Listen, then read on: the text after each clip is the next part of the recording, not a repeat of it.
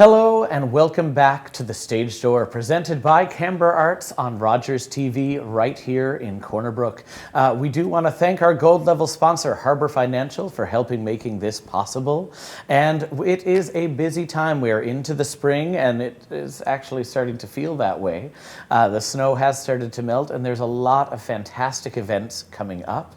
I do want to say I had a great experience being away thanks to Canberra Arts and PACT, the Professional Association of Canadian Theatres, in Whitehorse, Yukon for a week, working with national arts leaders. So it's been a wonderful week off from Corner Brook activity, but really glad to bring all of that information back and have some exciting things to talk about. So I'm actually here with a few folks of the team behind The Guy Who Didn't Like Musicals, being presented at the Rotary Arts Centre on May 1st. So I'm here with Blair, Matt, and George. Thanks for coming to The Stage Door, folks. Thank you for having us. Thank you. So we always like to start on The Stage Door with the question of how did it all begin? How did our journey lead us to the arts? So Blair, we'll start with you. Where did it start for you, this interest in the arts and musical theatre? Yeah, so I've always loved musicals. I've seen a lot of shows around Corner Brook, but it wasn't until around September 2024 that I started doing some acting classes with the performing arts group out in St. John's. And then when I came back to Corner Brook, I got involved in Canberra Arts' community musical Oliver, and I did a couple other shows. And before getting to here with The Guy Who Didn't Like Musicals. Pretty quick turnaround from Yes, hopping on sure. stage and community musical to producing a whole one. Yeah, and I've also started writing monologues and a show, my own play, which is really cool as well. No, that's exciting. For sure, very, very quick. But I've always loved writing songs and poetry, so I felt like a good transition, I guess. Yeah, and you've done some writing, in Seasonally Disordered, which was presented at Canberra Arts in February. Seems like so long ago now.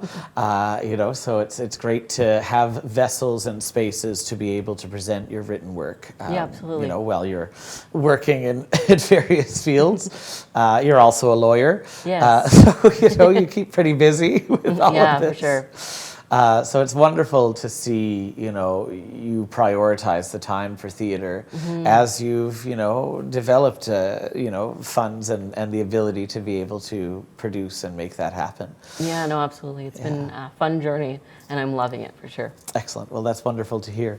Matt, we'll move down to you. Where did it all start for you, your journey through theater? Well, it started with Annie Barrett at around the age of 5 with piano and voice lessons, but the piano didn't stick, which is regrettable, but the music did. I joined the Atlantic Boy Choir. I took voice lessons with Dr. Jennifer Matthews, and eventually I came to you at Graham Academy. Yeah. It's one of your first. Yeah, you were in the early years for that for sure. The first year, in fact. So yeah, it's it's always wonderful to see. We have so many alumni that are working in the industry from the Canberra Arts Youth Program, which is Graham Academy, and it's always that's what a youth program's goal can be is not only to make people better performers, but to make them better humans. So some of them, maybe art continues in their life, and that's always a beautiful thing, however it is. So following that, you did do the program at Grenfell campus, the theater program. Yes, I did. Yeah, so what was that experience like in terms of doing that here in Corner Brook? The beautiful thing about that program is it's so close to home, and it's just very tightly knit in a lot of ways, but it also expands your horizons to what theater can do and what you can do in theater, because it gave me a passion for directing, which is mostly what I prioritize in nowadays. Yeah. No, I think it's something worth noting, especially coming back from a national conference, that Newfoundland and Labrador is distinctly different in that we have always operated in a way that no one has the one role to do. Everyone has a bunch of things, and therefore a bunch of very unique skills that allow them to be part of different operations in different ways. And I think that is a really extraordinary thing that we need to celebrate about our province. is that we've managed to create such versatility in artistry. And part of that is owed, I think, to the way that Grenfell's theatre program works, that you do get these opportunities not only to focus on acting, now you can actually add a couple more technical theatre production courses throughout your 4 years there. There are part-time opportunities to take some theatre courses, which I think is a really exciting thing to see at the theatre program, that folks can still prioritize that if they're not doing the full degree within that.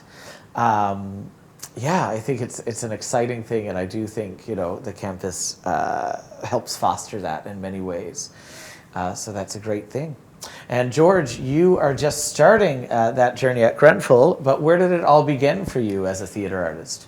Well, I have just kind of always wanted to be a performer for as long as I can remember. It's like the only things that really made sense for me. So I just did a lot of like local youth theater in Gander throughout high school. I also did voice lessons for a while.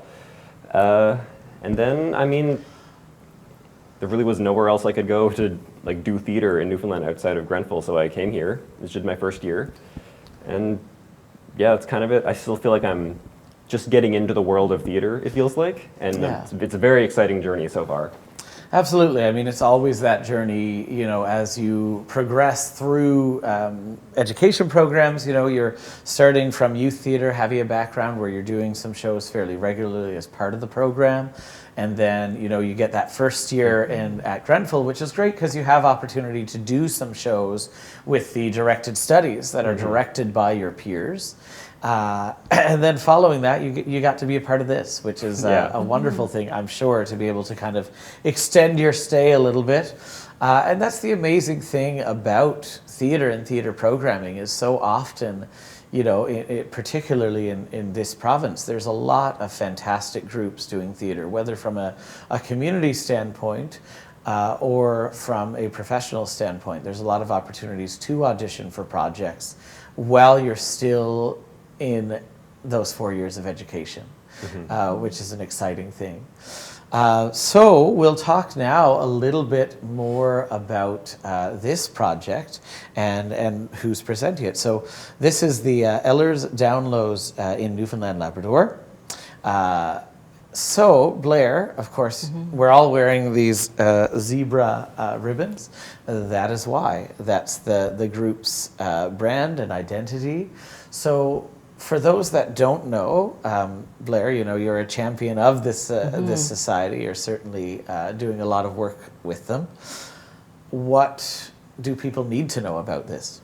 Yeah, so Ehlers Downloads in Newfoundland and Labrador, or the short EDS and NL, is essentially a nonprofit community group where we try to raise awareness of Ehlers-Danlos syndrome and hypermobility spectrum disorder within the province, and you know, advocate for more awareness and better understanding.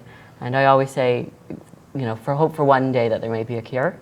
But essentially what Ehlers-Danlos syndrome is, for anyone who may not know, is it's a group of 13 genetic connective tissue disorders, and it impacts specifically the collagen in your body, which is essentially everywhere, all throughout your body. And it can cause a range of symptoms, from dislocating joints frequently, chronic pain, chronic fatigue. It can cause a lot of digestive issues and a wide variety of other issues as well, specifically depending on what type you may have. Some of the types are pretty rare, so they're not well understood or known about within the medical fields or without, outside of that.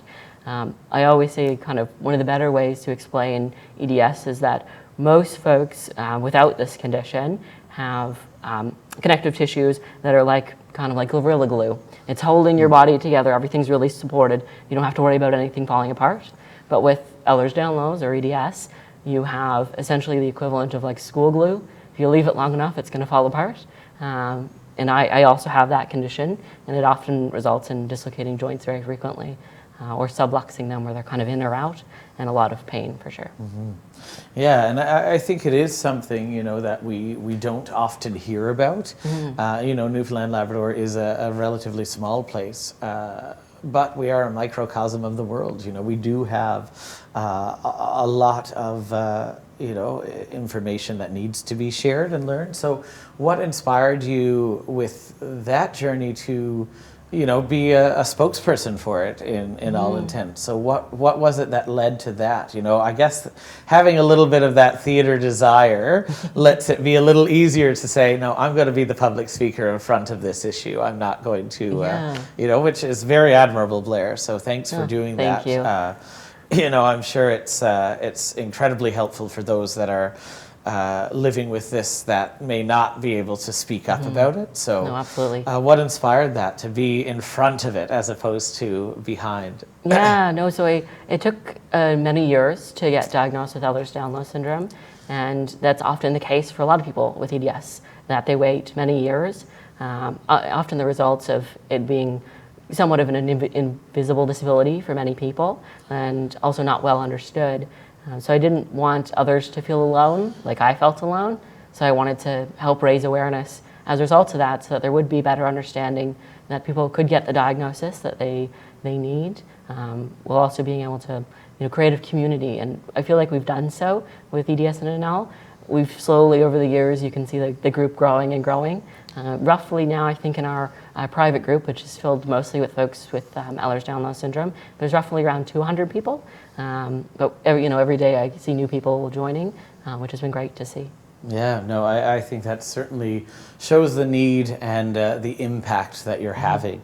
And I believe your symbol of the zebra has something to do with that diagnosis, correct? Yeah, it does. So in medical communities, they'll often hear, especially in medical schools, if you hear hoofbeats, think horses, not zebras, which is often a way of saying, think of the most common diagnosis first. So if someone, their head's hurting, think it's a headache, because that's the most common reason. But sometimes with folks with EDS, it's not the common diagnosis. It's the more rare diagnosis, the kind of the diagnosis you'd think down the road.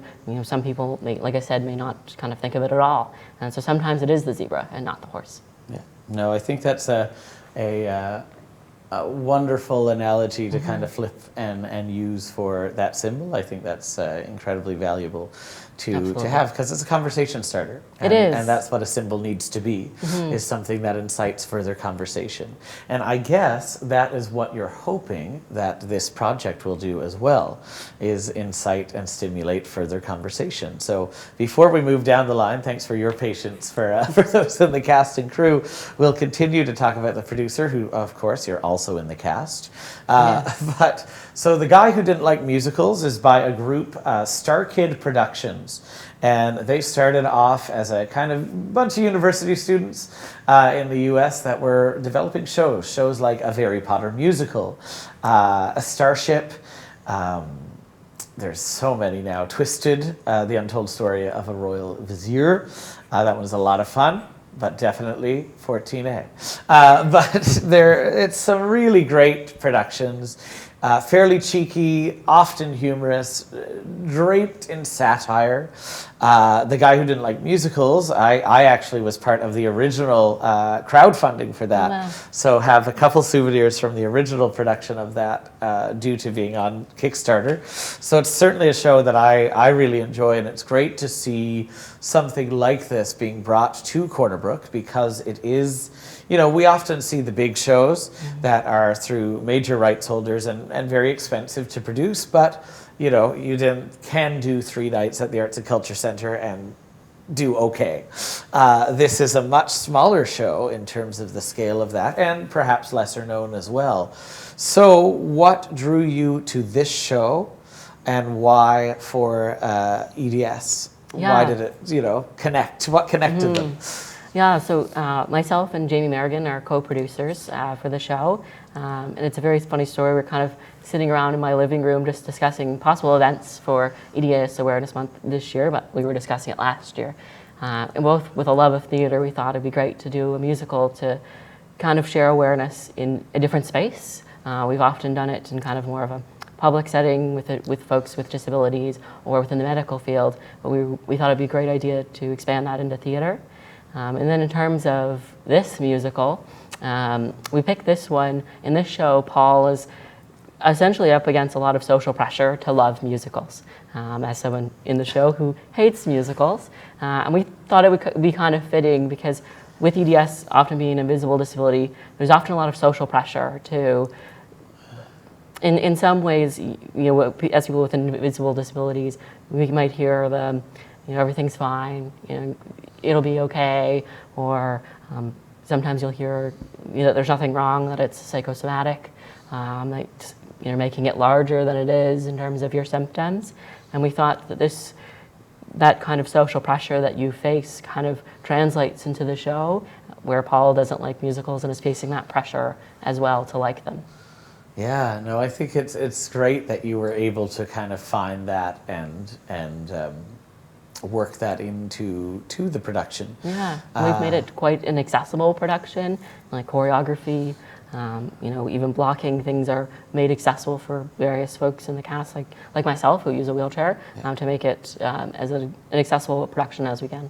Excellent, and I'm sure that's an exciting thing to take on, an exciting thing to see, and I understand that it was actually exciting for the folks at StarKid when you reached out to apply for the rights application. They were actually enthusiastic about that too. So what was that like, to have this idea to apply and say, look, we have these goals, we need to make it accessible for the cast that we're planning to have, and to have them come back with excitement and enthusiasm about it? What was that, like? It was amazing. We reached out specifically. We were mentioning that my hope was to play Bill in the show, and we didn't want to change the intent of the character by changing it to be kind of an able-bodied actor to a disabled actor, and they had so that was no issues. But they were also excited. Yeah, they're very excited to hear about how we were making it kind of a more accessible role in terms of being a disabled actor. And then I believe they also asked for us to share any feedback that we may have in adapting that character to be, a bit more accessible. No, and again, that's so exciting to kind of be able to be part of the change, and change that is really important. It's something that, again, nationally is happening more and more. We have a lot of theater productions. There's actually one of the folks I met, Chris Dodd. Look up that name. He runs the first deaf professional theater company in Canada, and has a touring production that we're actually hoping to bring to Newfoundland Labrador within the next year or two.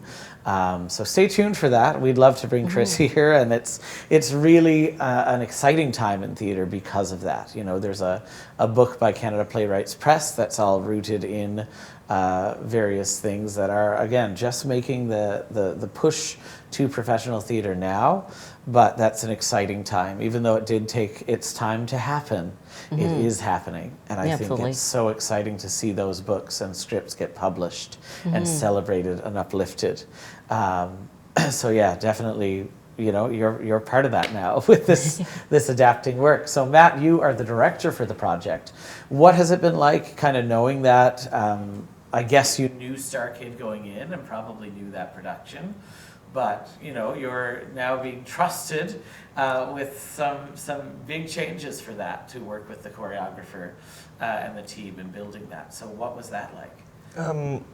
Yeah, with that and the blocking for, of course, Blair, a lot of that was just trying to be as accommodating as possible with the blocking, and continuously checking in with Blair to see, like, okay, would this be possible? Would that be possible? How do you feel about doing this or that? And of course, consolidating with Amelia on how choreography would work out with Blair. And yeah, it was just a lot of back and forth on all fronts, and I think it worked out quite well. Absolutely. Yeah. I would agree. And I think so often, societally, especially now with the way social media works, we are taught to not ask is a better way. Everyone is assumed you must know, but you cannot do better until you know better. And most people have a very clear understanding of that. So I think that dialogue is something that's so important, that it's like, I really want this to happen. Is that possible? Is the way to approach those things. It's not to say, we're just going to keep it right here the whole time because because, I don't want to, it's like, no, it's a creative process. So, Blair, I'm sure that you appreciate being in the conversation rather than it being, okay, we won't ask anything of that. It'll just, it is a conversation is possible. And there is such an important layer. So I think it sounds like a great room that you're working in, Matt, and creating and fostering. So that's a good thing. And of course, Amelia Hironaka is a fantastic choreographer to work with. Jennifer Billard is the music director for the project. So certainly a great team helming this project as it comes to life very soon. So George, what has it been like for you to be a part of this? You said it's your first kind of project that you had to audition for that people might have said no. So you're part of the room, you're in the space. What has that been like to be a part of this journey? It has been wild. The whole thing, like I said, I'm still not super experienced in the world of theater, so I feel like I've just been thrown into this huge thing. I'm like playing a bunch of different characters, and I'm learning a lot, not only about like ways to make theater accessible and how it works, but just how theater is in general. And it's really like a lot of like kind of happenstance how I ended up being in this show. I only found out about it because I knew someone who like was working on it. And then I didn't actually find the poster for the auditions until 2 days before the auditions. So I basically had a weekend to throw together my song. And the whole time I've just been like, it's been scary, it's been fun. The show's been a dream show of mine for a long time. Excellent. So I'm having a great time. Yeah, no, again, it's so important to see a show like this happening. And, I think it's an exciting piece that you folks are sold out, Yeah. So, sorry, viewers who don't have tickets, you can't. But I think it shows that there is an ability to do these shows at a smaller scale and a desire for an audience to come out and see them at that scale. And I think that is a valuable thing to know, certainly for you as producer. That's like, okay, that's a relief, to know that, okay, we have actually maximized what we could do with this. So tell us a little bit about the team, what we could expect, kind of question for the group, who's involved, and what we can expect about the show. We got a little synopsis, but without giving too much away. So I'll pass that as a general question. Well, expect a lot of laughs, a lot of thrills. Peter Hiscock, local legend Peter Hiscock, is our Professor Higgins, and let me just say, it is the role he was born to play. He is giving everything. And like with the rest of the cast, it's been such a joy to watch, and especially with the room that I've played a part in curating, I've left a lot of room for creativity and even like little bits of improv with George and Blair, especially here. Just a lot of laughs, and it really feels like we've created something special, and I couldn't be prouder of everybody involved. Excellent. Well, it's certainly going to be a great thing to see. And of course, yes, Peter is a, community theater legend here in Corner Brook. I don't think he's missed a community musical since his first one, which I feel was like 2010 or 2011. Like, Peter is truly a spectacular thing of this place, particularly in the community theater scene. So, and I believe the character is someone who's prepared for this exact scenario where everyone starts singing for their entire life. Yeah. And that is what the show is. It's a romp on some sci-fi kind of B-movie style. Of course, Bill and Ted are two major characters, obviously borrowed.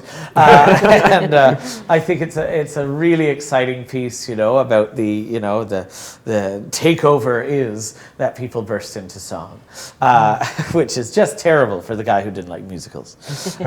So that is on May 1st at the Rotary Arts Center. It is sold out. Will you get another chance? Probably not. It's really hard to book time in advance, but who knows, maybe a few years down the road with the same cast or a slightly different cast, that could happen again, or it could be a whole new show. Also at the Rotary Arts Center, Connor Cash Elliott has their Night of Soul, May 9th, and Kevin and Noah Hamilton, May 14th. That's going to be a great music show. a couple not sold out events at the Arts and Culture Centre. Same night as The Guy Who Didn't Like Musicals is a night at the Opry. That's a great country music show. There's still a few tickets left for that. I know Carla Pilgrim's in it, who has a wonderful voice. Atlantic Jazz, May 4th. That's going to be a really fantastic show. And Open Door Theatre has Sketchy Teenagers on May 8th. That is an original sketch comedy show presented by the teens involved at Open Door Theatre. That should be a really great experience too. All of that is at the Corner Brook Arts and Culture Centre. And finally, us at Canberra Arts, we have some things coming up too. May 7th, we have Lucas Upward returning from another year at Memorial University, bringing a concert with him and collaborative pianist Alison Clark. That is No Place Like Home. So for all the classical music folks out there, that is going to be a really great show on May 7th. On May 8th, we have our choral concert, All Things Bright and Beautiful. That's at Corner Brook United Church. That features the chorale as well as a few other choirs coming together. It's going to be a really spectacular celebration of choral music. And May 9th, What I'd Give to Return. And that's bringing some other folks home from their time abroad studying and celebrating their musical journey. So that has Matt Birmingham, saxophone, Katie Colburn, vocals, Mary Jane Jacobs, trumpet, and Sophie Sims, vocals. That is some classical music as well as some jazz and musical theater, and that's on May 9th. And there is a show pass that you can get for the show on May 7th and 9th, and May 8th does have a pay what you choose option. So that's all available through canberraarts.ca. Lots coming up from our friends at the RAC and the Arts and Culture Centre as well. So there's no shortage of things to do in early May, which is a wonderful way to welcome in spring. So thanks so much, folks, for coming on to the stage door. A thank you to our gold sponsor, Harbour Financial, for helping make all of this possible from us at Canberra Arts. And we will see you next week with a lot more to share and report on back here at the stage door.